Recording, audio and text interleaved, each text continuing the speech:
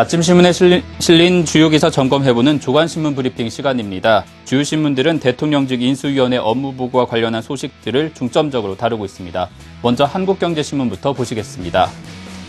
대출금을 1년 이상 갚지 못한 금융채무 불이행자 48만 명이 국민행복기금 우선 지원 대상으로 선정돼 채무를 최대 50% 감면받게 될 것이란 기사가 1면과 3면에 실렸습니다. 금융위원회가 오는 15일 대통령직 인수위에 보고하게 될 내용인데요. 채무 불이행자에 대한 신용회복 지원은 박 당선인 핵심 공약이지만 공약 실행을 앞두고 빚 상환을 미루는 모럴 해저드가 확산될 우려도 있다고 신문은 지적하고 있습니다. 다음 소식입니다. 박근혜 대통령 당선인의 대선 공약 이행에 필요한 돈을 구체적으로 어떻게 마련할지에 대한 정부 대책이 이달 중 나올 계획이라고 1면과 4, 5, 6면을 통해 비중 있게 다루고 있습니다. 박 당선인의 대선 공약을 이행하기 위해서는 5년간 135조 원, 연간 27조 원의 예산이 필요한데 재정부가 이를 위한 세출 조정과 세입 확충 방안을 1월 중 마련할 계획이라는 내용입니다. 다음 소식입니다. 기획재정부와 국토해양부 등 주요 정부 부처의 세종시 이전 이후 부동산 시장의 희비가 엇갈리고 있다는 소식이 1면에 실렸습니다. 세종시에 집을 마련하지 못한 공무원들이 KTX로 출퇴근하기 위해 광명 역세권에 몰리면서 이곳 전셋값이 강세인 반면 유동인구가 줄어든 과천은 지난해 아파트 매매와 전세 가격이 크게 하락했다는 내용입니다.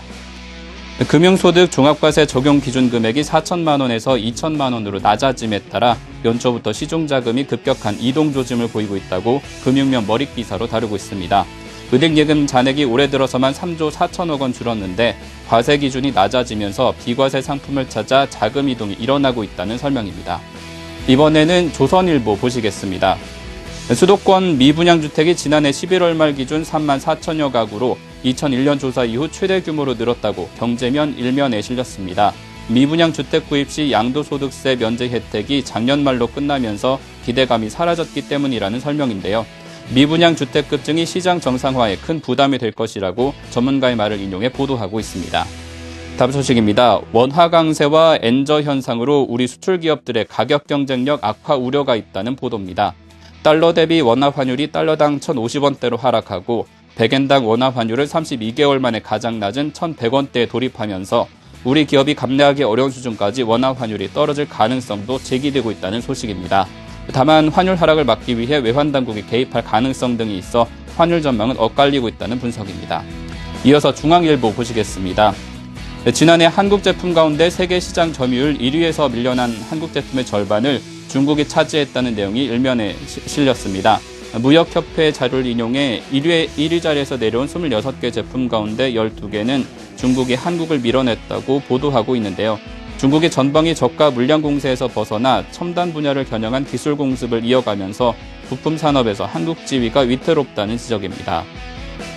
다음 소식입니다. 낮은 수익률에 비해 턱없이 수수료가 비싸다는 소비자들의 불만을 금융회사들이 수용해 연금저축 수수료가 크게 낮아질 전망이라고 경제면 1면을 통해 소개하고 있습니다. 금감원 관계자의 말을 인용해 상반기 중 12개 은행과 16개 자산운용사가 업계 평균 이하로 모든 손해보험사는 생명보험사 수준으로 각각 수수료를 인하할 계획이라는 소식입니다. 끝으로 동아일보 가보겠습니다. 노력만 하면 스스로의 힘으로 좋은 일자리를 얻어 안정적인 삶을 살 수 있다는 중산층 진입 공식이 깨지고 있다는 내용의 기획기사가 1면과 3면에 실렸습니다. 청년층뿐 아니라 기성세대도 경기 침체 등으로 중산층에서 밀려나면서 지난 2011년 한국 중산층 비율은 67.7%까지 떨어졌다는 내용입니다.